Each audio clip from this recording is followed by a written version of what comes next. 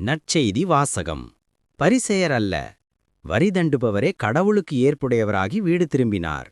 லூக்கா எழுதிய தூய நற்செய்தியிலிருந்து வாசகம். அதிகாரம் 18, இறைவார்த்தைகள் 9 முதல் 14 முடிய.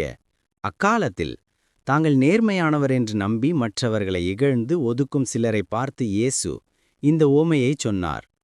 இருவர் இறைவனிடம் வேண்ட கோவிலுக்குச் சென்றனர். ஒருவர் பரிசேயர், மற்றவர் வரிதண்டுபவர்.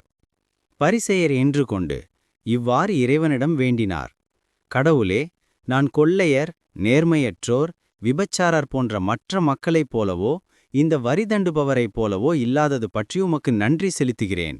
வாரத்தில் 2 முறை நோன்பிருக்கிறேன். என் வருவாயில் எல்லாம் 10 1 பங்கை கொடுக்கிறேன்.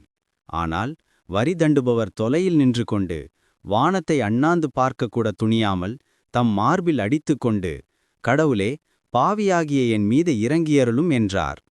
இயேசு பரிசேயர் அல்ல, வரிதண்டுபவரே கடவுளுக்கு ஏற்புடையவராகி வீடு திரும்பினார்.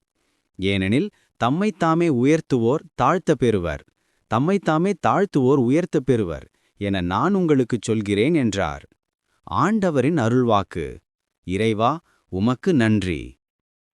தாழ்மையும் ஆண்டவர் மீது நம்பிக்கையும் இவைதான் உண்மையான பரிசுத்த வாழ்வின் இதயம்.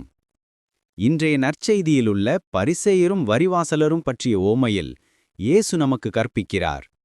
வெளிப்படையான மத வழிபாடுகளும் செயல்களும் அல்ல, ஆனால் தாழ்மையான உண்மையான இதயம்தான் ஆண்டவரின் அருளை பெறச் செய்கிறது.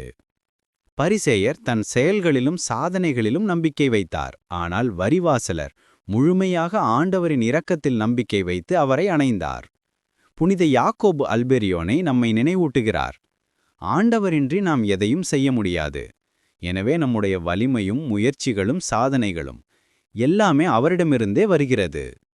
உண்மையான சீஷத்துவம் தொடங்குவது நம் வாழ்க்கையின் ஒவ்வொரு பகுதியிலும் ஆண்டவரை தேவைப்படுகிறோம் என்பதை உணரும்போது. தாழ்மையுடன் நன்றியுடன் ஒப்புக்கொடுத்த மனதுடன் அவரை அணைந்தால் அவர் நம்மை தனது அருளால் மாற்றுகிறார். ஆண்டவர் நம்மிடம் முழுமை எதிர்பார்ப்பதில்லை, ஆனால் நம்பிக்கையுடன் அவர் மீது சார்ந்த அன்பில் வளர விரும்பும் இதயங்களை விரும்புகிறார். நாம் தினமும் இந்த தாழ்மையின் பாதையில் நடக்க முயல்வோம்.